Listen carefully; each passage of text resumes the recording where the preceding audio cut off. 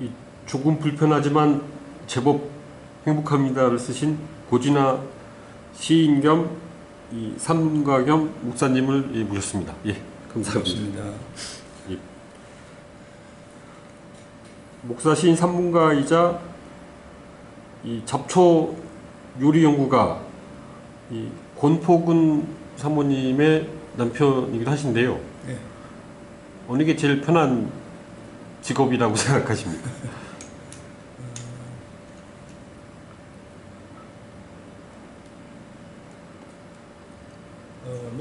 제가 이제 그 이름 뒤에 붙는 호칭이 여러 가지가 있는데 그냥 저는 그 시인으로 불리는 게 제일 좋습니다. 예. 네. 그리고 뭐 이제 시 가지고는 생계가 안 되니까 이제 산문을 쓰기 시작했는데 쓰다 보니까 좀 많이 썼어요. 예. 그리고 이제 최근에는 근련에 들어서 이제 그 잡초요리 연구하는 아내랑 더불어 살면서 소위 그 오늘날 그 먹거리가 많이 오염됐거든요. 그래서 이제 그런 먹거리의 오염과 더불어서 이제 그런 어떤 하나의 대안으로 그 잡초 연구에 이제 같이 매진하고 있는데, 그래서 이제 그런 아내와 한 방향을 보고서 이렇게 살아간다고 하는 것을 이제 제가 굉장히 즐겁게 생각합니다. 예. 그래서 잡초를 인류의 그 미래 식량으로 생각하신다는 내용이 책에 있었는데요.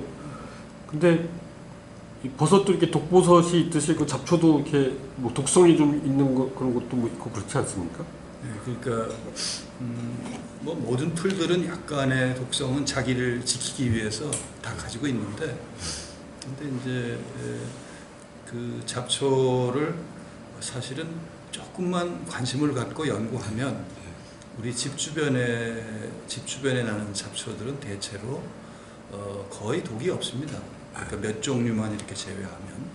그래서 한 20-30종 정도만 알아도 그야말로 소위 그 잡초로 그 오늘날 이렇게 맛과 영양이 떨어진 채소를 대신하기에도 그 부족함이 없을 거라고 생각합니다.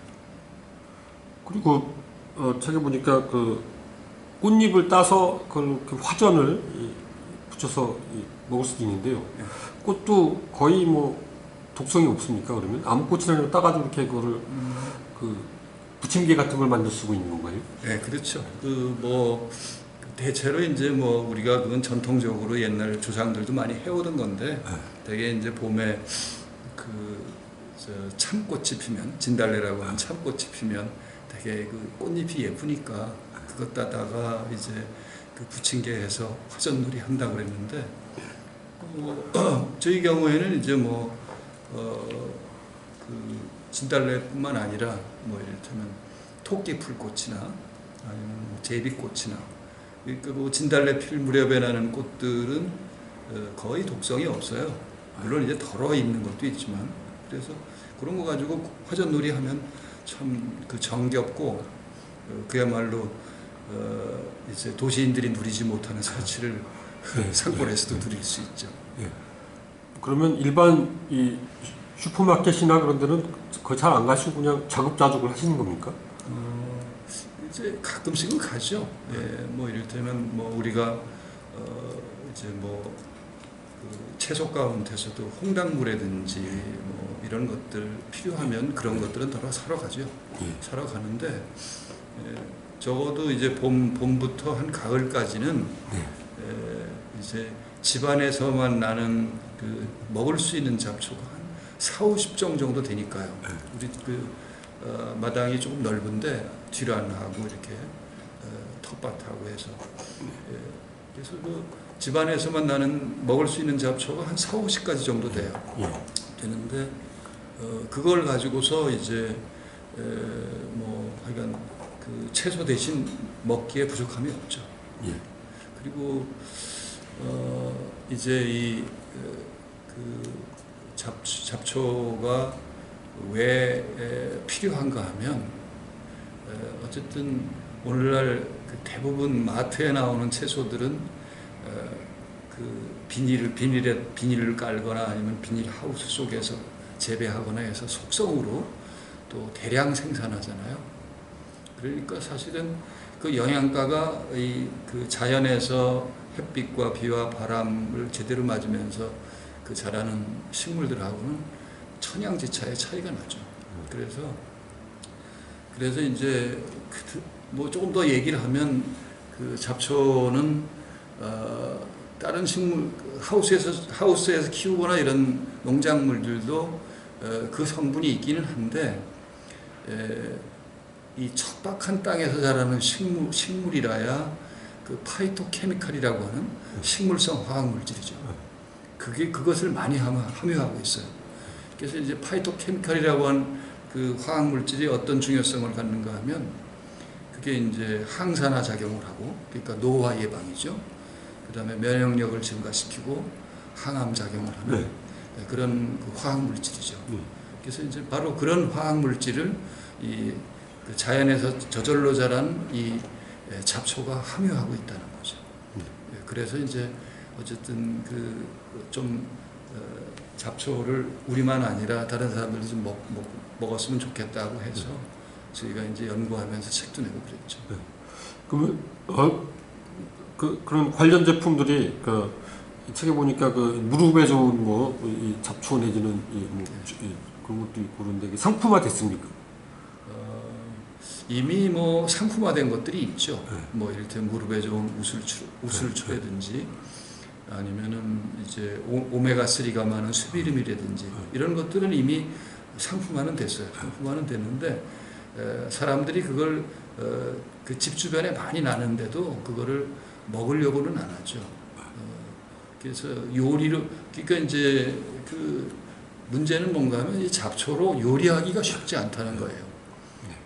특히 이제 수비름 같은 경우는 식물 가운데 오메가3가 가장 많은데 그거는 아주 특유의 그 풀비린내가 나요. 그래서 그걸 잘못 요리해 놓으면 먹을 수가 없어요.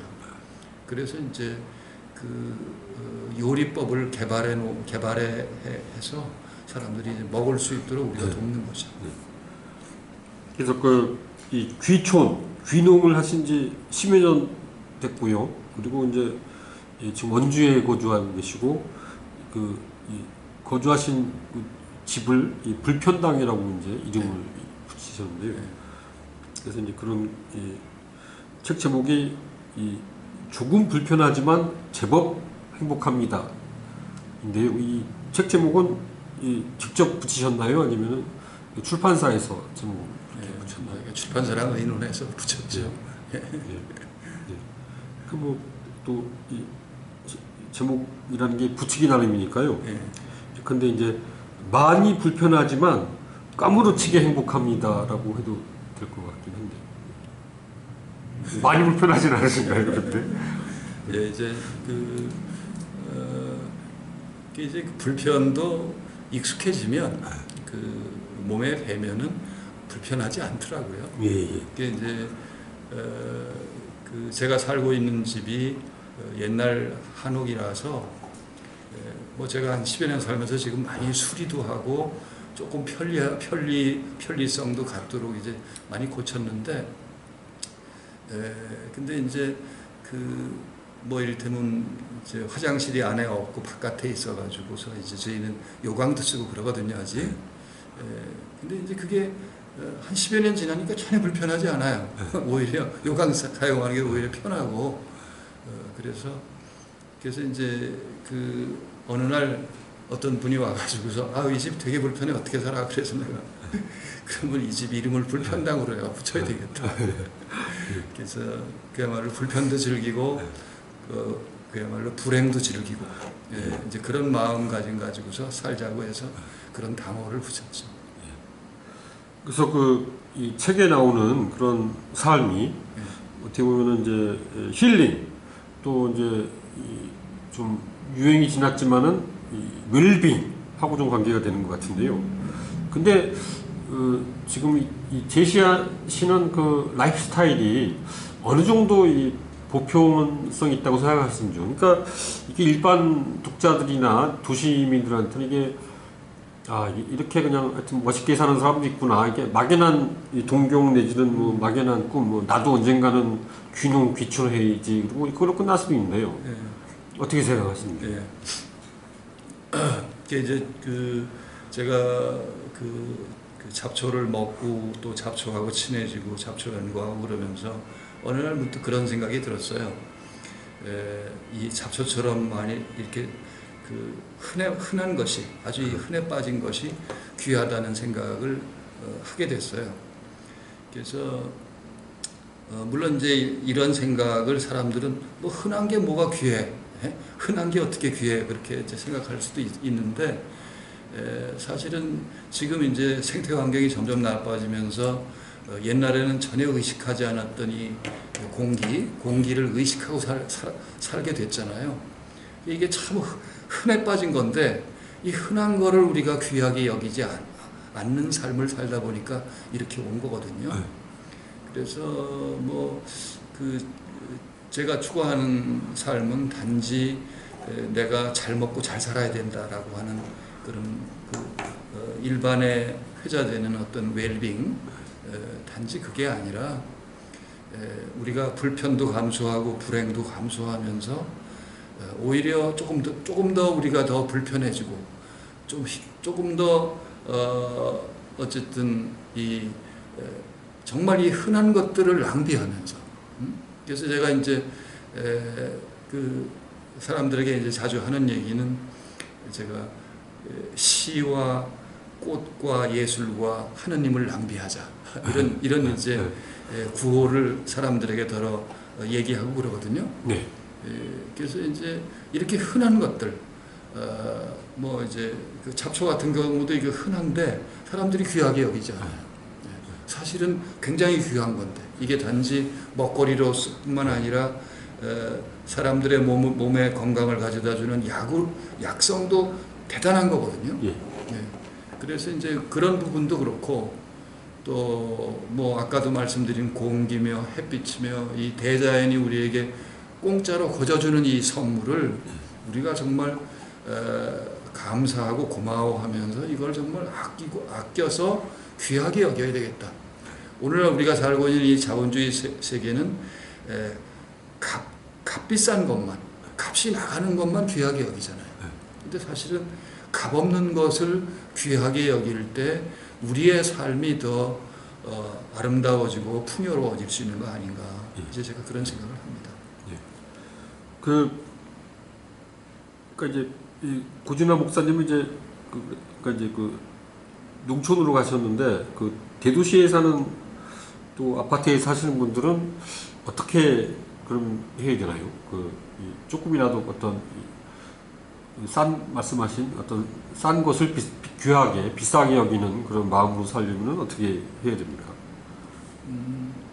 글쎄 시골에 살든 도시에 살든 저는 그건 마음가짐의 문제라고 생각하는데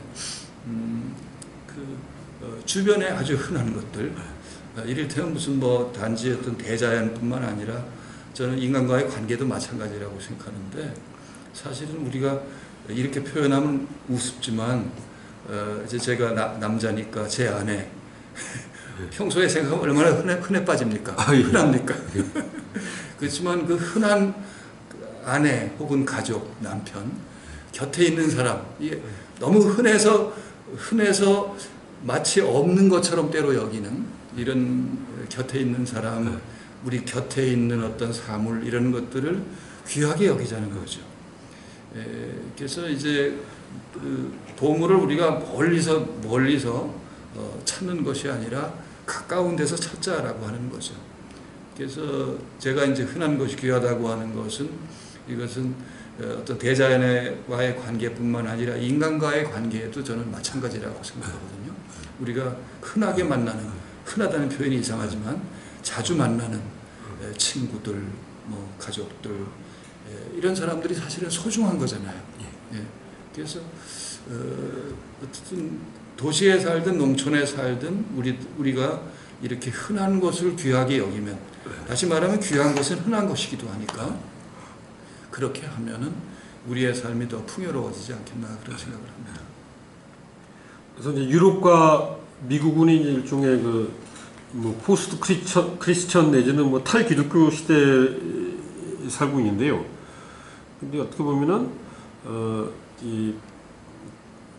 그러니까 그 박해 시대라든가 그럴 때 이제 우리나라 카톨릭 같은 경우도 그렇고 이제 초대 그리스도교 시대에는 그러니까 이제 자기 믿음을 갖는 게 워낙 이렇게 힘들고 그렇지만 이렇게 사람들이 뭐 이 순교를 뭐 두려워하지 않고 옛날에 이제 뭐 이 교회나 성당 아주 멀리 있어도 가고 그랬는데 요즘은 그러니까 이 동네마다 여러 개씩 막 있고 막 그런데요. 네. 너무 흔하니까 그걸 또 네. 이 귀한 줄 모르는 그렇게 네. 볼 수도 있나요 그러면? 조금 맥락이 조금 다른 조금 다른 것 같은데, 근데 지금 뭐 그 서양의 탈기독교 네. 현상에 대해서 말씀하셨지만 우리 한국의 기독교도 앞으로 그렇게 될 가능성이 많지 않나. 지금 이제 그 교회를 떠나는 사람들이 굉장히 많아지고 있거든요. 특히 이제 제가 속한 개신교회 같은 경우에 교회를 떠나는 사람들이 많아지는데, 그런 점에서는 어쨌든 만일 기독교가 그런 현상을 두려워한다면 사실 그 기독교가 가지고 있는 그 본질을 회복해야 되겠죠. 그 본질이라 그런다면 그야말로 어떤 예수의 정신이겠죠. 예수가 살면서 보여줬던 무슨 사랑과 희생의 정신 이런 거겠죠. 그래서 이제 그런 것들이랑 만일 어쨌든 제가 생각하기에 기독교의 최대의 적은 역시 자본주의라고 생각합니다.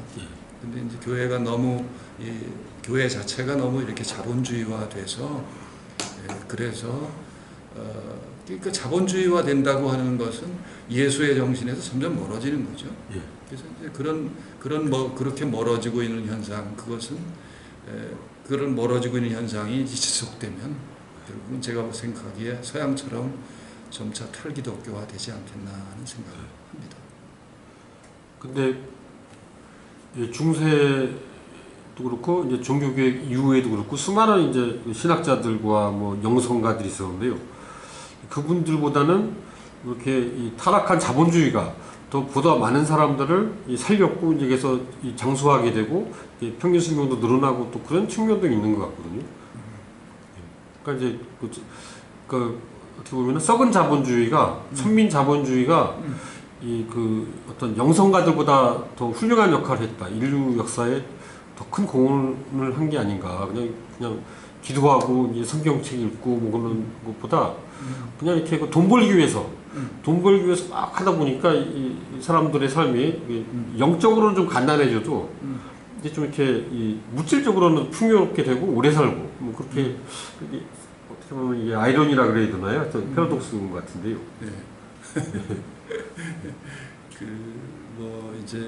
근데 이제 저는 사람들이 장수하기를 바라는데, 저는 우리가 흔히 복을 얘기할 때 장수를 복에 넣지만은 제 생각은 조금은 다릅니다. 그래서 이를테면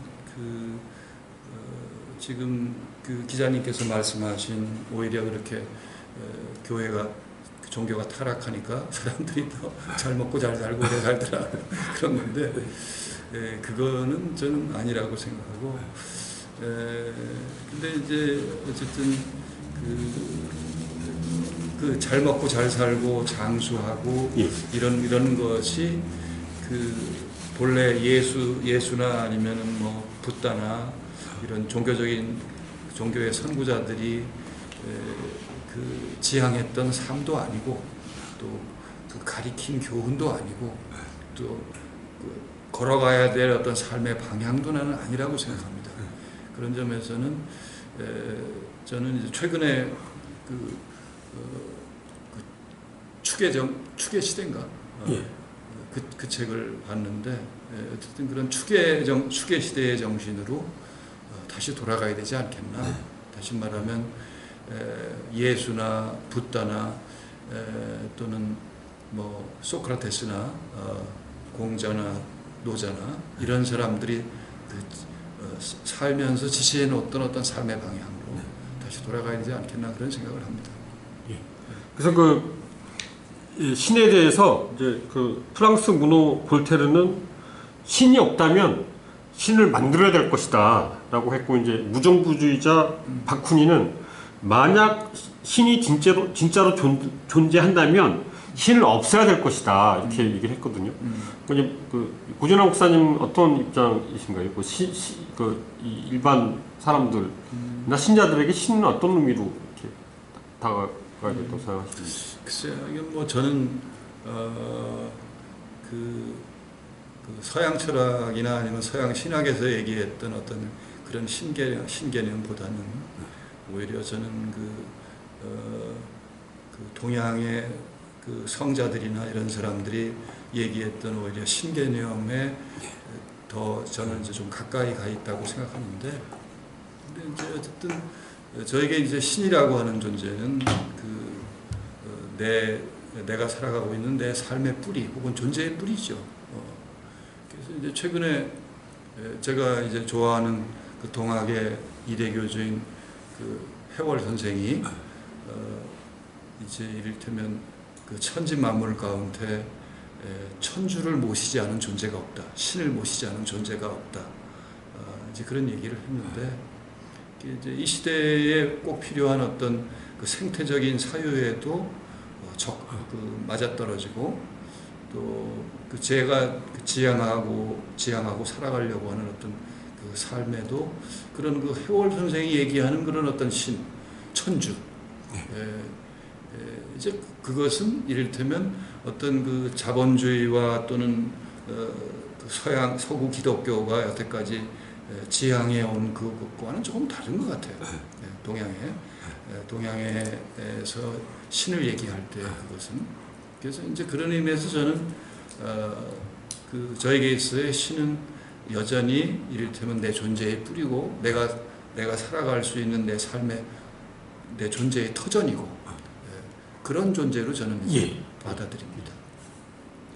그래서 일단 이 개신교는 이제는 이 감리교회 소속이신데, 책에는 이제 이 하느님 표기 중에서 이제 하느님으로 되어 있던데요. 어떤 이 출판사가 뭐 잘못한 겁니까? 아니면 일부러 이렇게 하느님으로 표기를 하신 겁니까? 뭐 이거는 이제 그 출판사의 요청도 있고, 사실은 하나님이냐라고 하는 것을 참 아직도 이제 그런 구분을 하면서 그걸 가지고서 얘기하는 사람들이 있는데 참 우스꽝스러운 일이라고 생각합니다. 그러니까 신이 이름에 갇히는 존재가 아닌데 신을 자꾸 어떤 이름으로 얘기한다고 하는 게 웃기는 거잖아요. 그런 의미에서는 그런 어떤 그 개념이나 아니면은 이름, 이런 그 표피적인 인식에서는 우리가 좀 벗어나야 하지 않겠나 하는 생각이 듭니다. 일단 이 책을 들어주시고요. 하여튼 마지막 한 말씀 해주시죠. 책 표지를 좀.